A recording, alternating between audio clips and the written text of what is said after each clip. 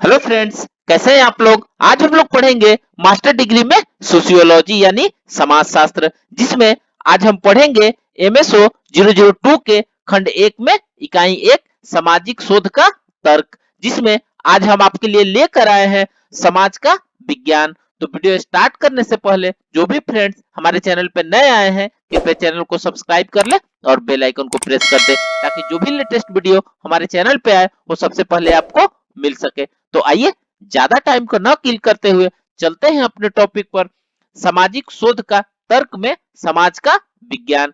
तो वीडियो का स्टार्ट करते हैं। सामाजिक शोध मानव को विचारधारा का विकास के इतिहास की पृष्ठभूमि के सहारे ही समझा जा सकता है। समाजशास्त्र की दार्शनिक बुनियादों की जानकारी। समाजशास्त्र पश्चिम में प्रारंभ हुआ और उसकी जड़ें यूरोप या प्रारंभिक यूनानी दार्शनिक विचारों में व्याप्त थी। अरस्तु प्रथम तार्किक था जिसने विरासत में प्राप्त परंपरा या रीति रिवाज से अधिक मान्यता मनुष्य की तर्क क्षमता को दी थी। हमारा यह प्रयास नहीं है कि हम समाजशास्त्र की उत्पत्ति प्लेटो या कन्फ्यूशियस से अथवा महाभारत काल से या हम्मुराबी की कोटों में दिखाई दी। हमारा प्रयत्न तो केवल इतना है कि सामाजिक शोध के तर्क को समझे, और केवल इसी संदर्भ में हमने अरस्तु की चर्चा की है। काफी लंबे समय तक तर्क के समर्थकों को अलौकिक सत्ता या ईश्वर की इच्छा के परे मानव तर्क और बौद्धिकता की सर्वोच्च को स्थापित करने के लिए बहुत संघर्ष करना पड़ा। 18वीं शताब्दी आने तक तो पश्चिमी जगत में तर्क और बौद्धिकता की जीत नहीं हो पाई थी। केवल पुनर्जागरण के साथ आखिरकार यह स्वीकार किया गया कि समाज दिव्य शक्ति द्वारा नियंत्रित भगवान की रचना नहीं है, बल्कि समाज मानव जाति द्वारा सृजित एक सृष्टि है जिसका एक निष्पक्ष और परिवर्तनशील अस्तित्व है, और ऐसे समाज का अध्ययन बाहर से ही किया जा सकता है। यह कहा जा सकता है कि काम्टे की दृष्टि में विज्ञान का लक्ष्य यह पता लगाना नहीं था कि कोई भी चीज अस्तित्व में क्यों नहीं आई या आई है, उनके अस्तित्व में क्या कारण है। उसका मत यह था कि विज्ञान का लक्ष्य यह व्याख्या करना था कि अस्थायी और सर्वव्यापी नियमों के प्रसंग में चीजें एक दूसरे के साथ कैसे संबंध है। इस भाव में अवलोकनीय गोचर विषय या वस्तुएं ही प्रत्यक्ष विज्ञान के प्रमुख उपादान है, और प्रत्यक्ष विज्ञान का लक्ष्य है कि तथ्यात्मक ज्ञान को इकट्ठा करने के माध्यम से गोचर विषयों या वस्तुओं के बीच नियमानुगत संबंधों को स्थापित किया जा सके। अवलोकन या प्रेक्षण, प्रयोग, तुलना और पूर्वानुमान के माध्यम से तथ्यात्मक ज्ञान एकत्रित किया जाता है। यह भाव यह है कि व्यापक सीमा वाले नियमों को खोजने के बाद ही यह संभव होगा कि एक दूसरे के साथ इन नियमों में आपसी संबंध की व्याख्या की जा सके। काम्टे के प्रत्यक्षवाद ने इस बात का समर्थन किया कि विज्ञान का तात्पर्य है कि नियमों की क्रमिक खोज की जाए और उनके परस्पर संबंध खोजे जाए, ताकि विज्ञान एक दिन एक ऐसा सामान्य नियम प्रतिपादित कर सके जिसमें सभी नियम उदित होते हो। काम्टे का पूर्वाग्रह था कि सामाजिक जगत उतना ही नियमित और निरपेक्ष है जितना प्राकृतिक जगत है। उसके लिए सामाजिक कानून सामाजिक जगत को वैसे ही नियंत्रित करते हैं जैसे प्राकृतिक नियम प्राकृतिक जगत को नियंत्रित करते हैं। इस तरह काम्टे ने सामाजिक जगत को संचालित करने वाले नियमों को खोजने के लिए प्राकृतिक विज्ञानों की शोध पद्धति को एक आदर्श तरीका बताया। उसने प्राकृतिक विज्ञान की शोध पद्धति के आधार पर एक नए प्रत्यक्षवादी दृष्टिकोण को विकसित करने पर जोर दिया। काम्टे के अनुसार समाजशास्त्र का प्रमुख कार्य सामाजिक विकास के सामान्य नियमों को खोजना था।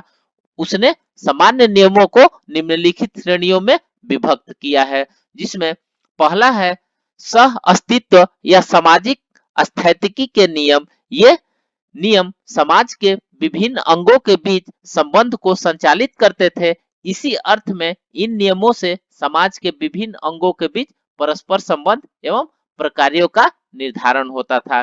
दूसरा है अनुक्रम या सामाजिक गति के नियम। ये नियम सामाजिक परिवर्तन को संचालित करते थे और सामाजिक संस्थाओं के स्वरूप और प्रकार्य में कालांतर के दौरान बदलाव का पता लगाना जरूरी था। उपरोक्त को काम्टे का प्रत्यक्षवाद कहा जा सकता है। चूंकि प्रत्यक्षवाद में अनेक प्रकार है, अतः काम्टे के प्रत्यक्षवाद में अंतर्निहित शोध पद्धति या वैज्ञानिक खोज के मूलभूत तर्क को समझना जरूरी है। जैसा कि आपको मालूम है, मानवीय सामाजिक विकास का अध्ययन करने हेतु प्राकृतिक विज्ञान के सिद्धांतों को मानने वाली 19वीं शताब्दी की प्राकृतिक विज्ञानों की शोध पद्धति का काम्टे ने अनुसरण किया। इस प्रक्रिया में काम्टे ने सामाजिक विकास के बारे में कुछ पूर्वाग्रह और प्रेक्षण निष्पादित किए। उसके पूर्वाग्रह और प्रेक्षण 19वीं सदी के विज्ञान के ही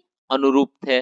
समाज का विज्ञान तभी संभव हो पाया जब सभी ने स्पष्ट तौर से यह समझा व माना कि समाज का निर्माण भगवान ने नहीं अपितु मनुष्य ने किया है। जिस सीमा तक वैज्ञानिक विद्या के रूप में समाज शास्त्रों को देखा जा सकता है, उसमें विज्ञान का मार्गदर्शी सिद्धांत यह है कि केवल प्रमाण के विश्वसनीय और कड़े नियमों से ही वैध ज्ञान प्राप्त हो सकता है। इस अर्थ में विज्ञान में अन्य विषयों के साथ समाज शास्त्र विषय भी सम्मिलित है। प्राकृतिक विज्ञानों द्वारा मान्य वैज्ञानिक क्रिया पद्धति और समाज शास्त्र के बीच संबंध का पता लगाकर यह समझा जा सकता है कि समाज शास्त्र भी प्राकृतिक विज्ञानों की भांति एक वैज्ञानिक विषय है। यह पता लगाना संभव है कि यदि समाज शास्त्र प्राकृतिक विज्ञानों की शोध पद्धति और विधियों का अनुसरण भी नहीं करते तो भी क्या यह वैज्ञानिक हो सकता है। इसके लिए हमें उन विभिन्न क्रिया विधियों का पता लगाना होगा जिनका अनुसरण समाज शास्त्रियों द्वारा अपने अपने कार्य के लिए किया जाता है, और तत्पश्चात ही समाज शास्त्र को वैज्ञानिक विषय कहने के दावे को पूरी तरह समझा जा सकता है। हमारे सभी के मन में वैज्ञानिक ज्ञान की धारणा की विशेष परिस्थिति होती है, क्योंकि विज्ञान विश्व को उसके वास्तविक रूप में नियंत्रण करता है और न कि उस रूप में जिसने कोई भी व्यक्ति अपनी इच्छा अनुसार देखना चाहता है। इस तरह वैज्ञानिक ज्ञान हमें सामाजिक और प्राकृतिक विषय विश्व के स्वरूप की ही सही जानकारी पाने की संभावना प्रदान करता है। यह जानकारी आम राय या अप्रमाणित विश्वास और अंधविश्वास पर आधारित नहीं होती है। समाज शास्त्र के बारे में इस प्रकार की धारणा के प्रारंभिक विकास को काम्टे की कृतियों में देखा जा सकता है। यह संजोग नहीं है कि काम्टे को समाज शास्त्र का संस्थापक माना जाता है। यदि हम समाज शास्त्र क्रिया विधि में प्रारंभिक हुए विकासों को देखो तो यह ज्ञात होता है कि समाज शास्त्र शब्द भी काम्टे के लेखन से लिया गया है। समाज शास्त्र को समाज विज्ञान के रूप में समझने के लिए समाज शास्त्र के स्वरूप के बारे में काम्टे के विचारों का सारांश प्रस्तुत करना काफी उपयोगी अभ्यास है।